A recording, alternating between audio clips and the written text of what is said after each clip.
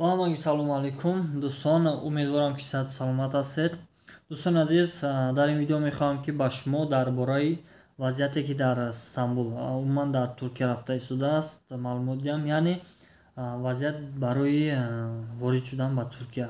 дӯстони азиз, шояд ки ба бисёре аз шумо маълум бошад, яъне аз шабакаҳои иҷтимоӣ дида истодаед ки дар аэропорти Стамбул шаҳрвандони Тоҷикистонро ворид шудан ба Туркия намегузоранд ва инчунин болои он дар ҳамон аэропорт депорт мекунанд, яъне шахсоне ки бори аввал ба Туркия рафта истодаанд.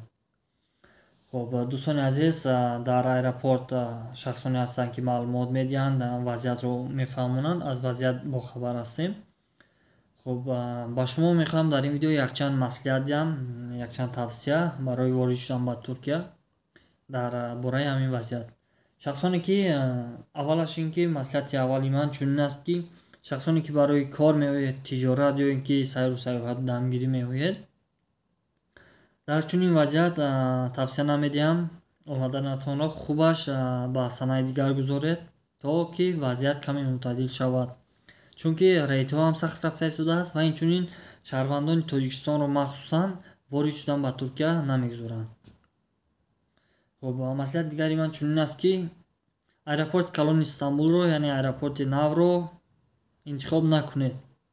агар ки Стамбул дар омаданӣ шавед ҳам аэропорти Сабиҳа Гӯчен, яъне дар Анадолуи Стамбул аст, он аэропортро интихоб кунед.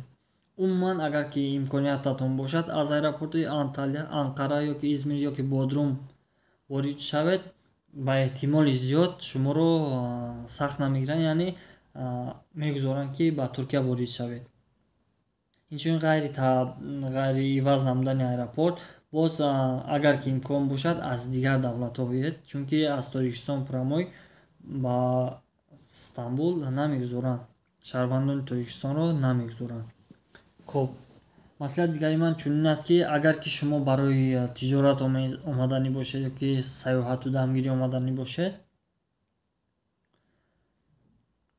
билети туда обратнаи худатонро, яъне омаду бозгаштро гиред. ҳангоми ворид шудан нишон медиҳед, шояд ки шуморо мегузоранд ки ба Туркия ворид шавед. албатта маслиҳати дигари ман чунин аст ки барои шахсоне ки ба кор меояд ё ки ба дамгирӣ ё ки ба тиҷорат, дар бари худатон маблағи ҳадди аққал ба андозаи $300-400 дар бари худатон гиред, чунки вақте ки аз шумо пурсанд ки ба чӣ мақсад омадаӣ, вақте ки тиҷорат мегӯед, агар ки дар баратон маблағи лозима нест, дар ҳамон ҷо шуморо депорт мекунанд, намегузоранд ки ворид шавед.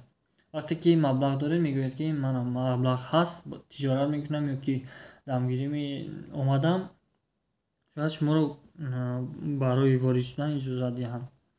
маслиҳати дигари ман чунин аст ки дӯстони азиз, забони туркиро ҳадди аққал омӯзед ки то ин ки дар чунин мушкилиҳо, вақте ки бо чунин мушкилӣ рӯбарӯ мешавед, ҳадди аққал мақсади худатонро бо забони туркӣ фаҳмонда тавонед. албатта шахсоне ки барои кор ё ки дигар мақсад меоянд, забони туркиро каме ҳам бошад омӯзед.